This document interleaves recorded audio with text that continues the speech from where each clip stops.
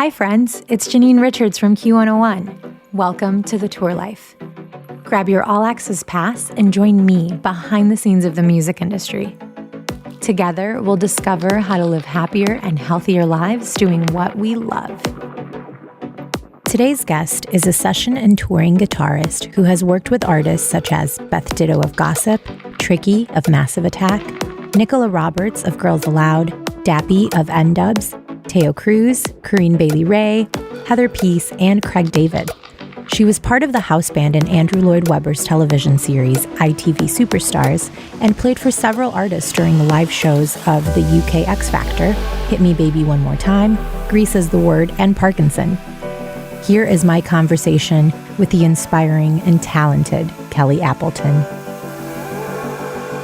Hi, Kelly. How are you? Hi, Janine. I'm good. So we did get to talk just a little bit when you guys did Sam Smith, and then also when you guys had a show at Lincoln Hall. Yes. And you're from England. I am. So tell me how'd you get here? To America. From where are you now?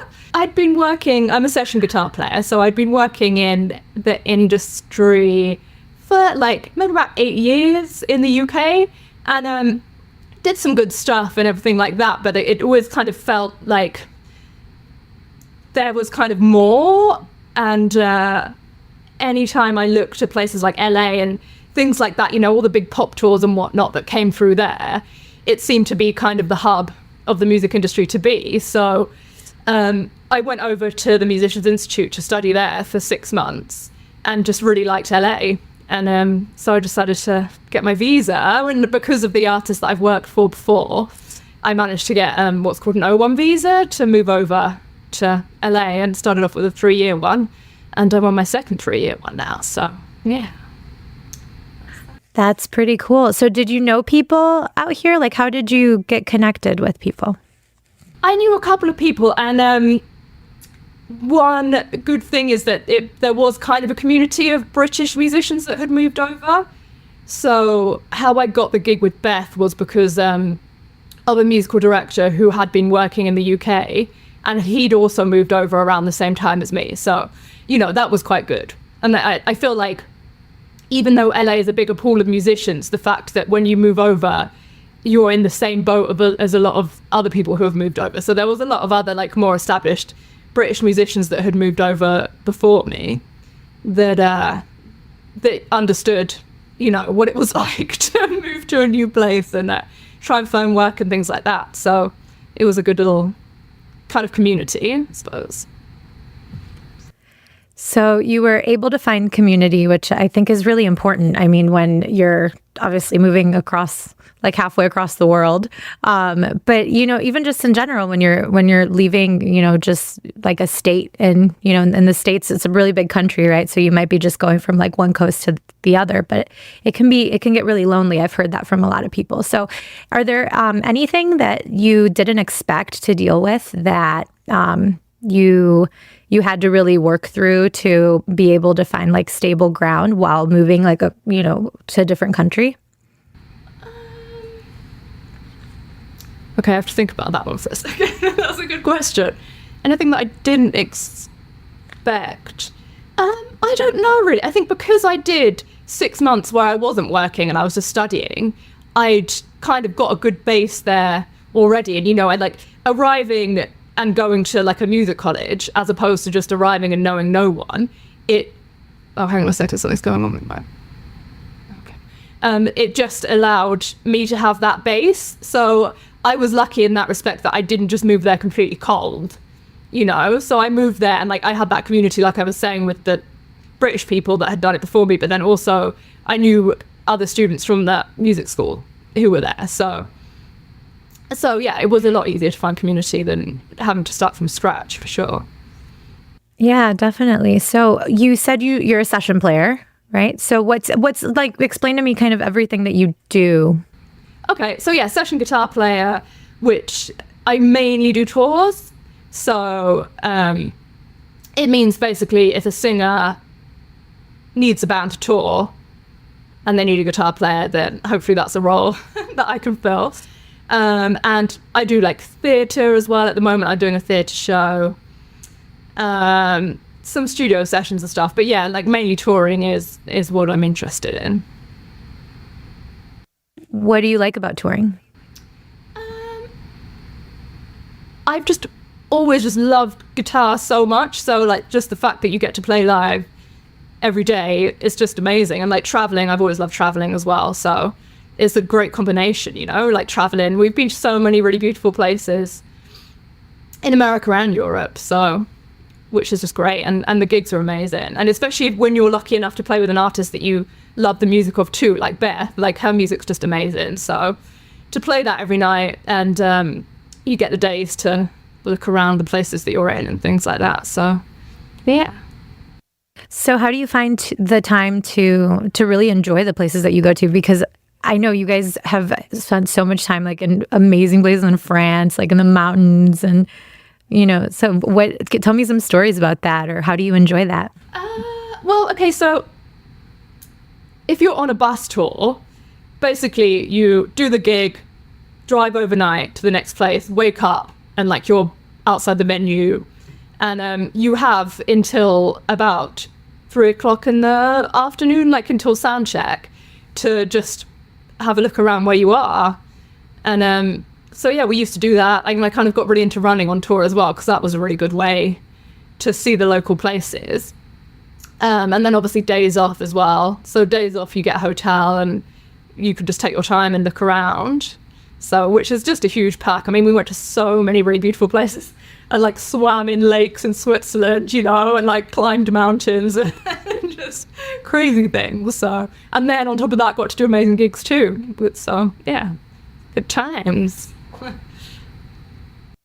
Yeah, there were some pretty cool venues. There was one like in a castle, wasn't there?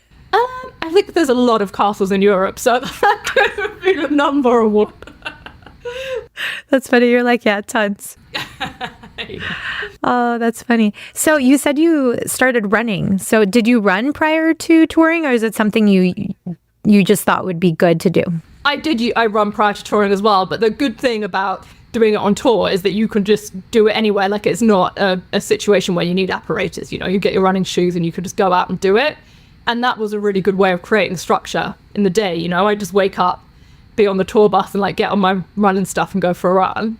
So yeah, it was a good, easy thing to be able to do. And like I said, it's a good way to see the local area. So, does anybody else on the bus ever join you, or is it just kind of something that you just pick up and do and get some alone time? Yeah, I mostly do it on my own, but I know the boys used to run together and they enjoyed doing that. And then some tours, actually, I went running with some of the band, but like on this particular one, I would just go on my own. And yeah, and it's nice to get away and get a bit of your own time as well. Yeah. Yeah, I never thought I was a runner. And then I joined Orange Theory. Are you familiar? Yeah. Yeah. So I honestly, I thought I couldn't run. Like I ran track in high school and I ended up quitting because I got shin splints, and my podiatrist told me I was going to get stress fractures because my arches collapsed. So for years, I just thought I was completely just defective and I couldn't do it. But later, once I joined Orange Theory and I started going on Reddit to like find out, like, why am I getting shin splints? Like, what's going on? And I did research and I found out, oh, you just didn't know how to run. That's the only problem. So you need to work on your technique, take it easy. Don't get too crazy and like try to run too fast and whatever. And then now, now I do, I run.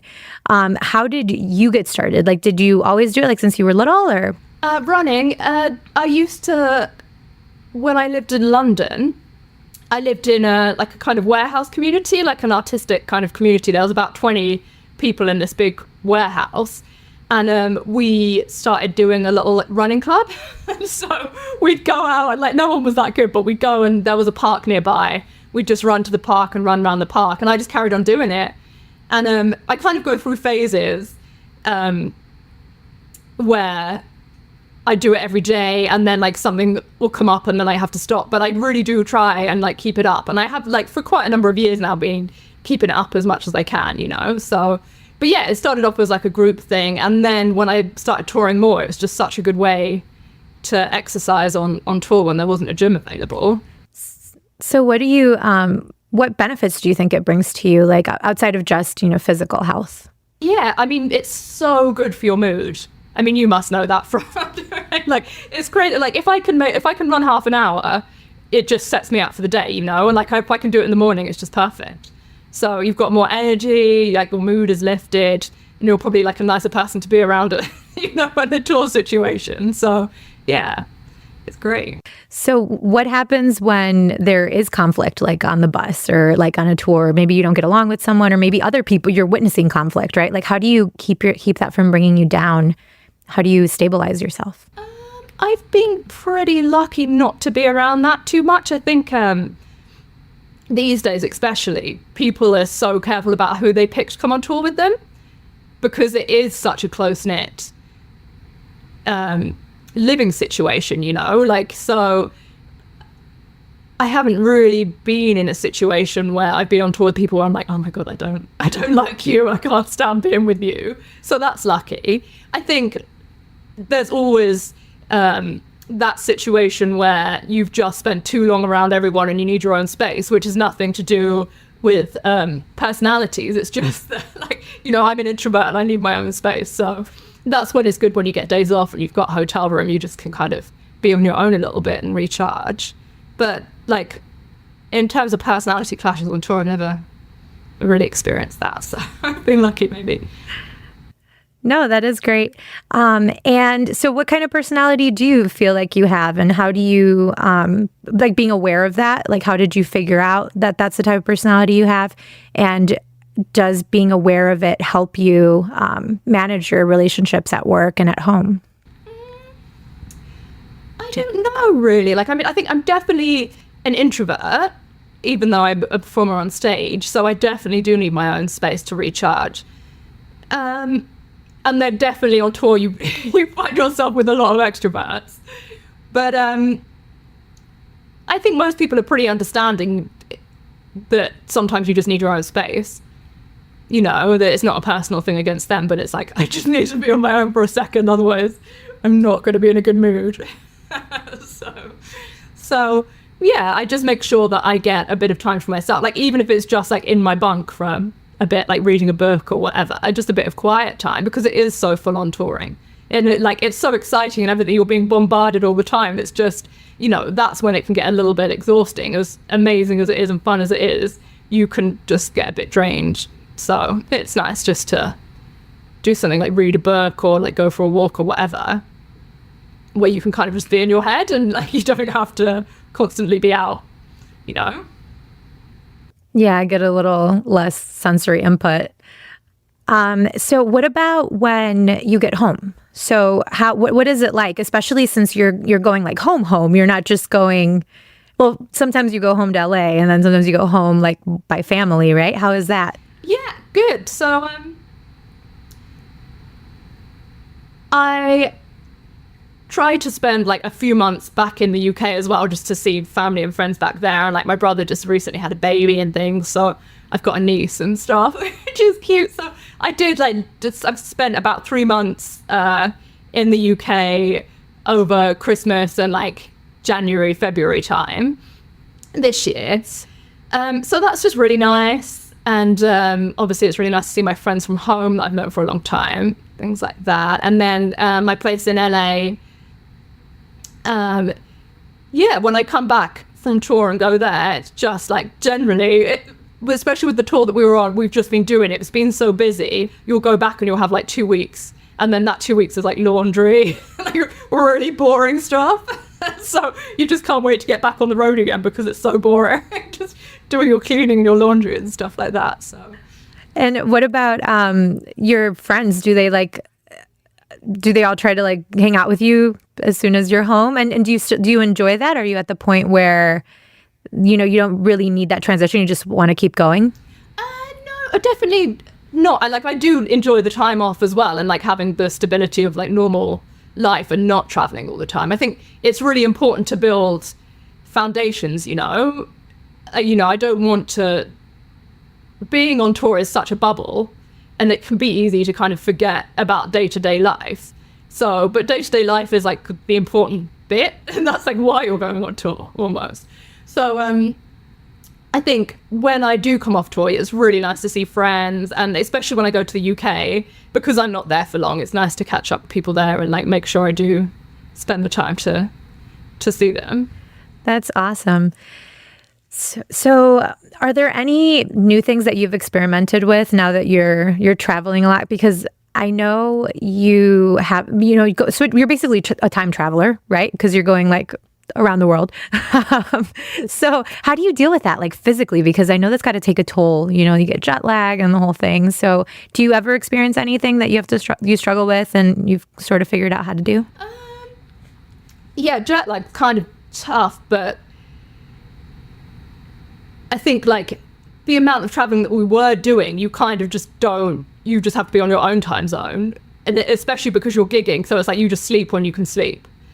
And at the beginning, jet lag kind of affected me a bit, but then I think I just kind of forgot about it and you just get on with things, Like I remember the first few times when we were doing a lot of long haul flights and we'd be going back and forth between Europe and America, and everyone was kind of struggling with jet lag. But I think after a while, it's just like, it just doesn't matter. You're just like, just get on with it and sleep when you can. The hardest things definitely was the flights, doing so many long haul flights, and like, that is so hard on your body, like just sitting down for 11 hours and things like that. So, but then again, that was where it was good for me to try and keep up doing the running and stuff, just to keep my body going a little bit. Yeah, I love that. It's like, I find it so amazing that like, it's like the world's round, right? And so you depending on like which way you go, like if you go east or west, like you're either going to be traveling forward in time or backward in time. And it just blows my mind. So what's something that blows your mind about what you do that, just like is exciting? I just always the traveler. Like whenever I get to go to a new place, it's just so exciting. And that's when, as soon as you get off the plane, you just forget about that flight because it's so exciting to be in a new place. So always getting to go to new places. We went to Uruguay, I think it was the year before last. Oh no, last year. And that was just so beautiful. It was like I flew from England, it was like 11 hours or something crazy, but you forget about it straight away because it's just so nice to be somewhere new, and especially somewhere as beautiful as there, so yeah, I think definitely the traveling still, I love it still. Yeah. How is it with like the language barriers and stuff? I mean, in that respect, we're kind of lucky because you usually have a local promoter that comes along and helps you, like speaks English and can translate. And I think most people speak English. For me, and because I don't have to deal with like in-house crew and stuff, so I think it's for me it's fine. But like if you talk to like Justin or crew people, that'll be a different story because they've got to deal with in-house people. I think a language barrier then is quite hard. There's lots of pointing and hoping they understand, but I don't have to deal with that at all. That's funny. I have a friend who came on the podcast earlier, and he said that just like in Europe, everyone's really laid back. Like they'll hold doors and stuff, and like the crowd's pretty chill about it. But then like you go to Japan and it's like everything's like go, go, go. Like everything's like ready as soon as you like walk in the door. Have you noticed any like funny, interesting things about what it's like in different places? Oh yeah, definitely. I mean, like Italy, for example, like you're saying, is like so incredibly laid back. Like, there's a joke about doing things on Italian time or German time, because in Germany, it's like they're totally efficient and on point. Whereas in Italy, it's just really laid back. Like, everything stops at lunchtime for a glass of wine and like a massive lunch that they bring in. Living the life. Yeah, I know, living the life. But I love that, though. And like, it's so important to them to have that like dinner together. And like the same in France as well. And they love their big meals and things like that. So, yeah, I think... like places like France and Italy are pretty laid back, and then Germany, they're much more like famed for their efficiency, and definitely see that with gigs. Have your travels taught you anything? Like, witnessing like all these different like types of the ways that like lifestyles, the way that different people live their lives around there. Does that have an influence on the way that you live your life? I mean, I wish I could say that I had enough time to really understand that, but I think we're there for such a short amount of time. You don't have enough time to really assimilate into a culture and fully understand how they live and the differences. So, and I definitely want to spend more time like living in different places in the world and understanding that. But yeah, I don't think touring is necessarily the one to get an idea of that properly. So what places are you eyeing? There's just places that like I definitely want to go to more places in South America that I haven't spent much time over that way or toured that much over that way. So I'd love to go back to Uruguay for longer. It was just so beautiful. So I'd love to go back there maybe for a few weeks, like a holiday. I haven't done Asia yet, so I'd actually love to tour Asia. I haven't toured Asia yet, so that would be cool. For sure. What was it about Uruguay that you really liked? It was just so beautiful. Like, and we were playing like on this beach resort. It was so beautiful, and like also like I think they were quite encouraging with the arts and stuff. There was this architect there. Well, I wish I could remember his name, but he designed a lot of the architecture and made this amazing house for himself and his family. And his son was in an airplane crash, which was, you know, that movie Alive where they eat each other in the Andes. Where they go, his son were the people in that plane crash. Like in real life? In real life, this was really, actually that was both. Wow. Real life thing. So that actually happened, and he never stopped looking for his son, and he had to sell this amazing house that he brought for his family that was this beautiful like artwork basically. Yeah, he had to sell it and fund the rescue search for his son, and he never gave up looking. And it was like they were there for ages. I can't remember the exact number, but like a long time, and it worked, and he found them. So yeah. Wow. Yeah, and I did hear about that movie. Like I don't know if I watched it. It was so long ago, so I can't remember. But wow, so you probably met some pretty fascinating people. I mean, that's pretty cool. Yeah. Yeah. So who else have you met that, you know, maybe isn't like popular, right? Like in pop culture, but is like wildly interesting? I played guitar for this male model for a little while, and we did a lot of fashion parties and meeting some fashion designers. That was really interesting because that's not a world that I'm hugely into, so I don't necessarily know who they are. So I can kind of meet them on a different level, and that's really interesting. So talking about their creative process was great. I think of any other examples. Yeah, I don't know, because like everything that I'm interested in is so geared up to music. So the most interesting people I think I meet are usually in the music industry. Well, what about the designers? What did you learn from them? And did you take any of that into, you know, did that influence you at all? Like, I feel like every time you meet someone, it's like you learn something. What did you learn? Interesting to hear about people's career paths, you know, and like where they've come from and like where they started. And a lot of people kind of come from like humble beginnings and like how they build their own path, you know? So that's always interesting. And that's always something I kind of try and ask people when I meet them who are successful now. It's like, well, how did you get there? Like, what did you do? So that's always an interesting story to try and get out of people. And for them, definitely it was. And I've been meeting a few like composers lately for this job that I'm doing. And so like talking to them as well, like people who do movie scoring. That's a really interesting one too. So I was working with this guy that has this amazing studio in LA, and like clearly is like a multimillionaire, right? And he was like, I used to paint houses in this neighborhood before he got into the actual like proper movie scoring. So it's inspiring to know that people kind of start from nothing really and build their way in, and that people don't give up, you know? Yeah, it's like people don't really see the back end, right? They don't see all like everything that went into what they do, and they just see the product and they feel like it happened overnight. Yeah, exactly.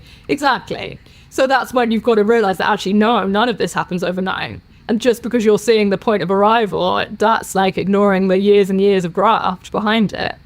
So yeah. Yeah. So in your journey, was there anything that kind of really, like, when did you know that this is what you really wanted to do? Did you always know, or did you get nods from, you know, the universe, like telling you, like, this is where you need to go?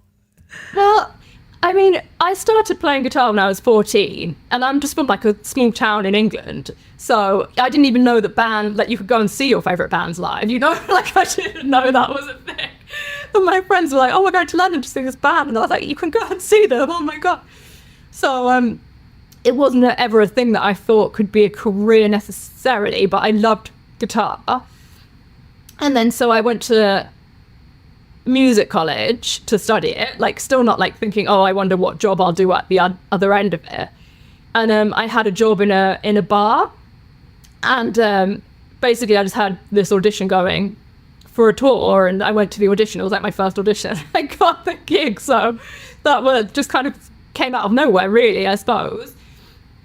And I just started touring from there. And I think like once you start working with one artist, it kind of, you start building up a foundation of things, so you can just keep going from there.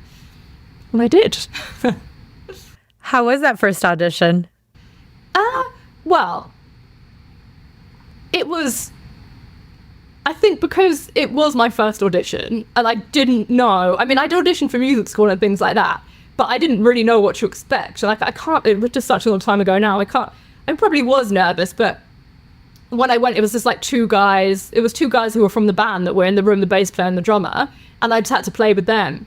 So it was fairly laid back as auditions go. You know, some auditions you get where there's like 5 people behind a desk and they just have a backing track and you have to play along to a backing track. So definitely playing with other musicians made it a bit more laid back. So yeah, I think it was good. I got the gig, so it must have been all right. So how does it ever get like, I mean, because when you work with different people, you know, how is that transition, like getting to know them and like really jiving with them? Like, how does that work? Because, you know, I've worked in several industries, and it's like you start over every time, right? And then sometimes you mesh right away. Sometimes you really don't. It takes time. So how is that for you? See, that's really interesting because I think generally the gigs that I do, the gigs that I enjoy, the other people that are on those gigs, because like with musicians, it is quite a like-minded mentality, I would say. So I generally assume if I'm going to do a tour, I'll probably get on with the people. But now I'm doing a theatre gig. That's like a completely different thing. So it's like I'm doing a theatre gig and it's a load of like actors, you know, so it's so different. And I just don't really have much to talk to them about, you know? So it's like, in terms of meshing with them, I'm like, that's just probably not going to happen because we don't have anything in common. Whereas with musicians, everyone's kind of been on a similar journey, you know? And like, in terms of learning their instrument, trying to get work, being out of work, being really busy. So there's always some common ground to talk about. And like with actors, for me at the moment, there's no common ground there. Oh, that's so funny. So my son, I don't know if I mentioned it to you, but he wanted to be an actor. He had been taking classes at Second City since he was like 7 years old. He's 11 now. But he told me he doesn't want to be an actor anymore. But before, I was reading all these books. I listened to Jenna Fisher's book from The Office. And so I learned all this stuff. And I was like, I was ready to move to LA if that's what he wanted to do. But it was totally different from like anything I had ever like read about and experienced. But I did learn about kind of like the struggle that you go through, which is like with anything, right? It's like everything's a job and you have to go through it and you have to learn your lessons and you meet people and you evolve and then you change your tastes and then, you know, you accommodate people and then, you know, you do what you need to do. But do you see any similarities? Have you thought about that between the musicians and actors? For sure, there's similarities in terms of the process. And I would say, like, it just must be so hard for actors, like even harder than musicians. But like it's the same kind of like jobbing work, isn't it? Where you're in work and you're really busy for a period of time, and then suddenly it's like goes from being crazy busy to absolutely nothing at all. So they definitely do have to go through that in the same way that musicians do. I would just say it's a different kind of personality that gets attracted to doing acting. I mean, like, and especially the kind of gig that I'm in now. And no disrespect at all to actors, because it's such a craft, like it totally is. And like what they have to go through is, oh my goodness, it must be so tough. Like the same with dancers as well, you know, all of those kind of things are very similar. But I do think, like, again, it's very different personalities that get involved with it, like acting, music and dancing. It just attracts different people, that's all. So yeah, but like all respect for that. I mean, I think it's amazing. It is, like, the acting route, but it must be so tough, and it feels like even more personal than music. You know, if you get rejected for a role in music, it's like, okay, I'll just try and get another gig. But in that one, it's like, you've got to look right. Like, you know, there's just so much that goes into it that's so layered for them as an actor. So it must be much more personal, I would say, getting rejections from acting. Yeah. Have you ever had to deal with rejection, and how did you deal with it? Yeah, of course. I mean, you learn from it, really, I think is the most important thing. And like, especially when you first start out, you're going to be rejected so much, like, and you have to be, because it's like you don't learn your craft unless you are. So, you know, if you can get information from people as to why they rejected you, then that is always really helpful. But yeah, and I used to take it really hard when I was younger, but now I'm just like, okay, fine. And like, usually you look back on it and you're like, okay, yeah, I just wasn't right for that gig, and I can see that now, you know. So yeah. Yeah, and I feel like that perspective is something you just gain with experience, right? Yeah, of course. Yeah, and yeah, like, but when you've had that time where you can look back and you can see who they got for the gig, and you're like, okay, yeah, and then also you have to be pleased for other people, because you know how hard it is, and good for them for having a gig too, you know. So like, you can't have all the gigs. I mean, if you had all the gigs, like, everything would sound the same, right? Right. Yeah. Oh, man. So is there a story from the road that kind of illustrates what it's like to be you? Like, that could kind of get us to understand kind of what your personality is like more? Oh my God, I was looking at that question, your question as you sent me, and I was like, I do not know how to answer that question. I don't know at all. Yeah, like, that's one of your questions that I was like, no, I don't know. I don't know how to answer that. One thing that illustrates being me,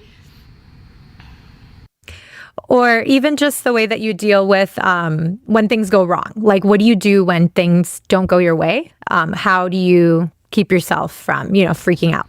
Well, so when we were on tour with Beth, she was absolutely brilliant, because she loved it when things went wrong, because it just meant that it was just a bit of excitement, you know what I mean? So it like, and also she managed to do it in a way that kind of entertained the audience, so they felt like they were really involved in everything.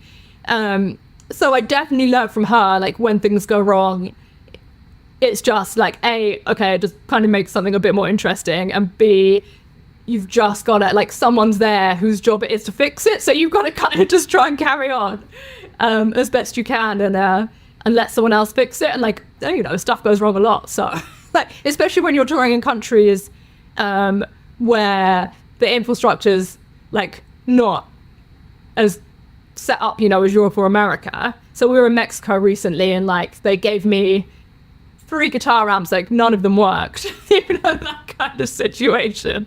So, you have to find ways to deal with it. Yeah, I guess you become really resourceful. Exactly. Yeah, exactly. And also then you don't panic. Like, when something goes wrong, you're just like, okay, something's going wrong. Can I sort it out? And if you can't sort it out, then you just have to hope that someone else can sort it out. Or you just have to carry on, because the gig's going to finish at some point. So, but I've never had anything catastrophic happen, like just a few kind of electrical things, and like, there's been spares. So yeah, nothing too bad. Oh, good. Good to hear. Good to hear. So what's something that you wish people outside of the industry understood about what you do and your lifestyle specifically? I think probably like the up and down nature of it would be like, and I think it's the same for any kind of freelancer. Like, we were talking about dancers and actors, but like any kind of freelance, whether you're like in PR or anything like that, it's like, when you're working, you're really busy, and when you're not, it's not that you're not busy, you're like looking for other work, or like you're doing some other project, which is also really important to have, is like other projects that you're involved in outside of touring. So it's not just the one stream that you've got going on. So yeah, I think just to understand that the fact is that maybe I've got a couple of months off, but it's not like that's not just me sitting around, like that. As a freelancer, it's like you've got to be learning other skills, thinking about other business ideas and things like that. How have you navigated the business side of everything? I mean, as doing what I do, I don't have a huge amount to deal with in terms of the business thing, like barring like taxes and things like that, So it's not like I'm heavily involved in like the music business. So yeah, like I guess I haven't had to like deal too much with like contracts and things like that. So yeah, but I mean, I've got a lawyer and that kind of thing. So you just have to get the right people around you, team-wise. Oh, okay. So basically, like, don't be afraid to get help, I guess. Yeah, like, and especially like, don't be signing anything that you don't completely understand first. So in that case, then it's important to have a music lawyer. Oh my gosh, have you ever watched South Park? Which one are you thinking of? Oh my gosh, it's the one where it's like Apple gets Kyle to sign like an agreement for the new iOS update, and like nobody signed it except for Kyle because he didn't read it, and so they turned him into a human centipede. It was so disgusting. It was absolutely disgusting. But the whole time they were like, well, you can really get out of this if you sign this. So he would just sign it, and they're like, why won't you read? Like they couldn't get him to read it. But yeah, that's funny. But so it's I guess a lawyer would really help you, like to have somebody to like show something to, right? Yeah, of course. Oh my gosh. And it's funny because like most people really don't, and I feel like sometimes if you're like green, right, you get excited about stuff and then you don't really think things through. Yeah. I mean, yeah, because of course it's like you really want to do a gig, but yeah, you've got, like you said, you've got to weigh it up and you've got to understand what exactly you're getting yourself into, because you don't want to be a centipede, do you? So. Right, for real. Oh my gosh. So do you think business school, or not business school, but music school, did they teach you any of that stuff there? They do, and that I think you can choose to like specialize more in that kind of thing. And I think like if you want to be an independent artist and do your own thing, and like manage yourself, it's very, very important to understand more about that side of things. For me, though, I just wanted to learn guitar, so I went to music school for that. But they do teach you an overview of the business side of things, like understanding contracts and stuff. Gotcha. Yeah, I don't know. I feel like I never got that much training in like personal finance and stuff in the United States. So I just assume a lot of people don't. So is there anything that bothers you about the industry, or just maybe just how the business world works, like in contrast to the industry and how it affects you? I know that being a freelancer, you don't have access to like healthcare and things like that. How do you even manage that stuff, especially since you're from out of the country? I know that's really tough. But the gig I'm on at the moment is a bit different because I'm like an employee, so I do get health insurance. But that's the first time I've had a gig that does that. Obviously in the UK, it's different because we've got the NHS, which we're really lucky to have, which is the national health system. So we don't actually have to have medical insurance there unless you want private healthcare, but most people don't. So UK and Europe, it's really lucky to have that national healthcare system, definitely. And America, it's so expensive. It's so tough with that, but it's so important, If anything goes wrong, just like can ruin you for life, can't it, financially? Yeah. Did you ever see Breaking Bad? Mm-mm. No. So it's basically about like a high school teacher who got cancer, ended up having to become like a meth like drug lord in order to survive, because that's what happens. Oh my God. It's just so sad. It's so sad. Well, tell me more about like how does that work, the NHS in England? So it comes out of our taxes, basically. So we're taxed for it, and yeah, so it's just free healthcare. If you want to go to the doctors, you go to the doctors. You don't have to pay a load of money for it. And you still have an option for private healthcare. Yeah, you can pay for private healthcare if you want to. That's really interesting, because what they always tell us is that, like, it's all very like fear mongering, and they try to tell us you're going to lose everything and you're not going to have access and you're going to be waiting in a waiting room for months. And I'm like, we do that now. Right. You do that now and you pay so much money for insurance. But it's really, really great, the NHS is. So, and I hope, like, everything that's going on in England at the moment, I hope it survives. But we'll see. But you can totally choose to have private healthcare if you want to as well. And like, we can do a thing as well where we do the equivalent of like health insurance to have private healthcare too. So that's interesting. So is there anything else that's really different from Europe? Okay, well, yeah, definitely the healthcare system is a huge one. You guys drive on the different side of the road, which is I've just on the wrong side or the right side. Well, we drive on the left and you guys drive on the right, and I've been avoiding driving over here for like 4 years, but I've just recently brought a car and started driving, so that was terrifying me for ages, but it's fine. How does that work when you have to go? Do you have to take a test and prove that you can drive on the right side of the road? Yeah, so even though I've got a UK driving license, I still have to do get my US license, so yeah. And it's just because of insurance companies and things like that as well are like, okay, this person's used to driving on a different side of the road, so like everything's more expensive until you get your US license. Oh no, that's so funny. Oh man. So what about what do you think? Is there anything that you've learned from your experience, like in school, now in the theater, also touring, that you think helps you thrive just in your career, number one, also like personally or with wellness? I think a balance is a huge key thing that like I've never really fully understood, and like I'm trying to learn more about, and holistically. So if we're talking about work, it's like, as a freelancer, you can't just have one source of income, you have to have so you'll be touring, and like I've got another business that I run in England that's like a booking agency. You need to have a few different things, and that's the only way I think you can really properly thrive financially in this industry. Because if one thing's kind of lagging behind a bit, the other thing kind of can take up the slack, so I think definitely having income sources.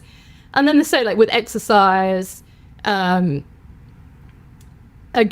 like having that kind of balance of like, I'm gonna exercise like 4 times a week, and like it's not necessarily going to be running every day, because then you start to get your shin splints, don't you? But like if you do that a couple of days a week and then combine with weight things, so I think like definitely that thing of like having streams of things coming in rather than just one big flow of like a waterfall, is what I think. How do you manage all that? So you don't forget and you can actually, stick with it. It can get a bit much sometimes, like, especially on tour. So when I'm on tour, like if the things are getting busy with the booking agents, that can kind of get a little bit hectic, but then at the same time, you have so much downtime on tour where you are just sitting around for ages. So then that's like when I can like be on my computer, because there's hours and hours, like especially when we're doing those arena tours, and most of the arenas are kind of like not in a place where you want to go and have a look around. There's just in the middle of nowhere, like car parks and stuff. So there's like nothing to really see. So I was kind of really grateful to have like another thing to do in those times. So I think there's always time, and like that, it doesn't take a huge amount of time per day to keep on top of, if I can find a couple of hours here and there in a day, then it's fine, and like it doesn't affect my work on the gig because it's just downtime, so. And what tools do you use to stay organized? I love a good list. So I love a good pen and paper and notebook. We've got so many notebooks and lists and to-do lists and stuff. So yeah, old school. Yeah, for sure. That's a good one. So I wanted to ask you, what's the best piece of advice you've ever been given? Oh my God.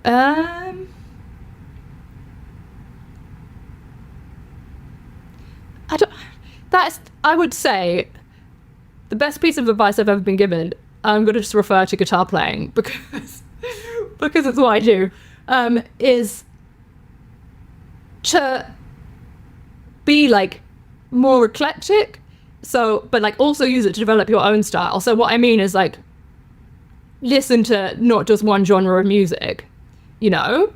So I guess you could apply that to life in general, but like, you know, seek out like different genres of music and find what you're interested in and how it can be applied to your instrument. Which has really helped me with my guitar playing for sure. So how have you applied it? The advice? You'll like listen to an element in like a reggae song and like, you know, or you'll learn the guitars in like a reggae song and then you'll be like, listen to a disco song and you'll learn that. And then like you'll come to a studio session where you've got to write song parts for something. And it's like, okay, well, you know, I kind of like, this is like this cool, like kind of disco reggae type thing. I can put this in because, you know, because your ear is more tuned to like different kinds of things. So I think basically like getting out your comfort zone in general when it comes to musical style, because I could have quite easily have got stuck in like, oh, I only like this kind of music, or like being too purist about stuff. So yeah. What do you think about, like, what are your thoughts on people who are stuck on this idea of like originality because, you know, they just for some reason think that there's such a thing as originality and purism. Do you have any advice for them? I feel like the only way that you can be original these days really is to try and like amalgamate different genres together, you know? So yeah, I don't think it's ever a bad thing to have an open mind to different situations and different styles. And I do think that does translate to, you know, to the rest of life, right? So how do you apply that to the rest of the way that you live your everyday life? Yeah, this is the thing. And it totally does apply to life, because it's like you can so easily just get stuck in a comfort zone and where you're kind of plodding along like, this is okay. It's like being stuck in one musical genre. And you're just like, this life is kind of okay. So I just think that I always try and kind of push myself a bit more. And like you said, it can be all around like with fitness and like that kind of stuff. So just try and like push yourself a bit further for new experiences rather than just getting stuck in like old routines. And like it just opens up life even more. So. And what do you tell yourself when you find yourself stuck? To be honest, it just scares me so much that that's just not what I want to be. So when I kind of notice it, like, because obviously sometimes it just sneaks up on you and you're like, oh, okay, yeah, kind of getting a bit stale there. So yeah, you just kind of just have to realize what the situation actually is and get yourself out of it and do something else, do something different. Oh, that's amazing. Well, thank you so much, Kelly, for chatting with me. This was really fun. And I wish you luck at your theater gig. I keep saying theater. I can't pronounce it. Your theater. But yeah, it was really exciting. So thank you so much. Thank you so much for joining us on The Tour Life. Please remember to rate and review the show on Apple and Spotify to help us elevate these important conversations. Join our community and get access to exclusive behind-the-scenes content. And you'll also be the first to hear about upcoming events and giveaways by connecting with us on socials at The Tour Life Podcast and at Q101 Chicago. Are you into weird, spooky, and strange history? Horrifying History tells you about the side of history that people don't normally talk about.